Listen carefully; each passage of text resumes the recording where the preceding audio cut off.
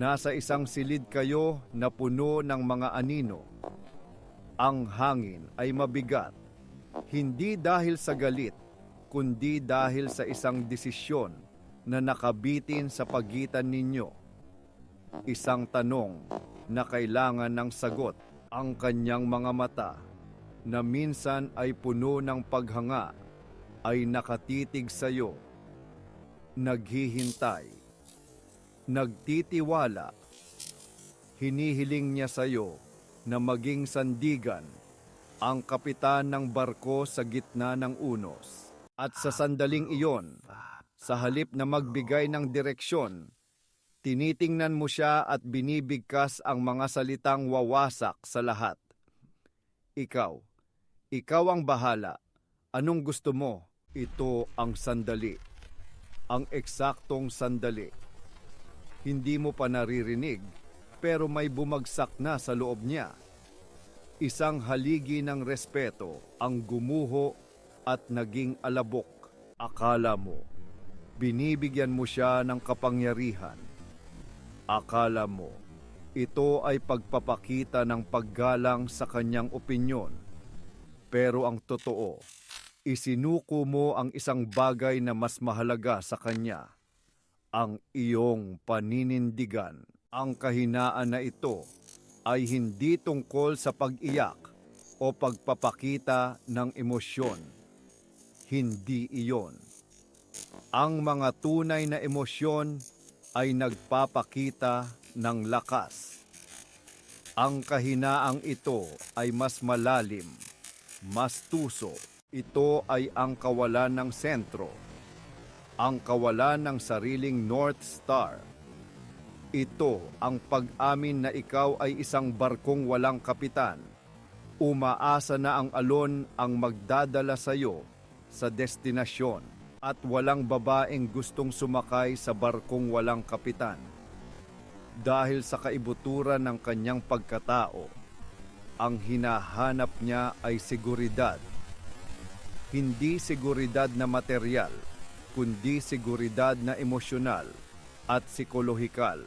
Seguridad na alam niyang may isang taong kayang humawak sa manibela kapag malakas ang bagyo.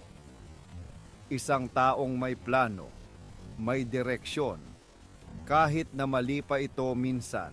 Ang tanong na anong gusto mo sa kritikal na sandali ay isang paglilipat ng responsibilidad. Ito ay isang tahimik na pagsigaw. Hindi ko alam, hindi ko kaya, ikaw na lang. At sa sandaling iyon, napipilitan siyang kunin ang manibela. Hindi dahil gusto niya, kundi dahil kailangan. Dahil may isang taong kailangang maging kapitan, at hindi na ikaw iyon. Ang respeto ay hindi namamatay ng may galit. Ito ay namamatay ng may pagkadismaya. Isang tahimik na pagluluksa para sa lalaking inakala niyang kilala niya. Isipin mo si Marco at si Anna. 5 taon na sila, nagpaplano para sa hinaharap. Isang gabi, nawalan ng trabaho si Marco. Dumating si Anna, hinawakan ang balikat niya. Anong plano natin? Tanong niya. Hindi para manghusga, kundi para maging kakampi.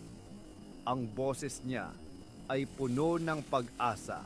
Si Marco, sa halip na sabihing, magiging maayos ang lahat, mayroon akong ideya, ay tumingin lang sa sahig. Hindi ko alam, bulong niya. Ano sa tingin mo ang dapat nating gawin, Ana? Pumitik. Iyon na yon.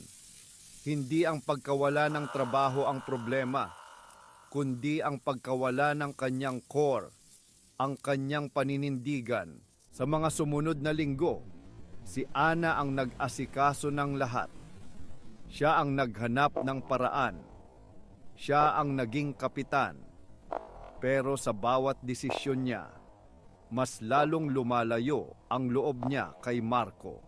Hindi na niya ito tinitingnan bilang kapareha, kundi bilang isang pasahero. isang pabigat. Ang pagmamahal ay naging awa.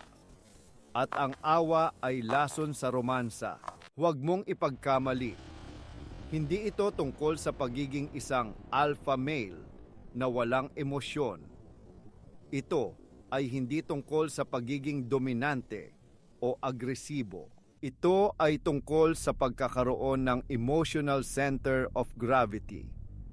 Isang panloob na lakas na nagsasabing, anuman ang mangyari, alam ko kung sino ako at kung saan ako pupunta. Kahit na ang landas na iyon ay mahirap. Kahit na kailangan ninyong dumaan sa kadiliman. Mas susunod siya sa isang lalaking may sulo sa madilim na kagubatan kaysa sa isang lalaking nakatayo lang sa liwanag, nagtatanong kung saan sila dapat pumunta. Dahil ang pagtatanong mo sa kanya sa sandali ng krisis ay hindi pagbibigay ng kapangyarihan. Ito ay pagnanakaw ng kanyang kapayapaan. Pinipilit mo siyang mag-isip para sa inyong dalawa. Pinipilit mo siyang dalhin ang bigat na dapat sana ay nasa iyong mga balikat. Ang tunay na lakas ay hindi sa pagkakaroon ng lahat ng sagot. Ang tunay na lakas ay nasa pagkakaroon ng paninindigan para harapin ang kawalan ng kasagutan ng magkasama. Ang tamang paraan ay sabihin, hindi ko pa alam ang eksaktong solusyon, pero ito ang unang hakbang na gagawin ko at gagawin natin ito ng magkasama. Ito ay nagpapakita ng pamumuno, nagpapakita ng responsibilidad, nagpapakita na kahit nalilito ka, ikaw pa rin ang may hawak ng mapa. Kahit blangko pa ang ibang bahagi nito, kaya sa susunod na harapin mo ang isang pader, isang desisyon, isang krisis, huminga ka ng malalim.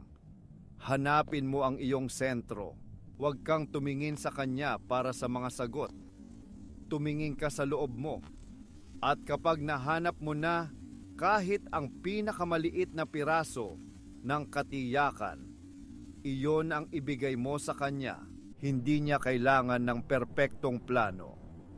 Ang kailangan niya ay ang iyong direksyon, ang iyong intensyon, ang iyong paninindigan. Dahil ang lalaking nawalan ng respeto sa sarili niyang kakayahang mamuno ay ang lalaking unang-unang nawawalan ng respeto mula sa babaeng nagmamahal sa kanya. Huwag mong hayaang ikaw iyon.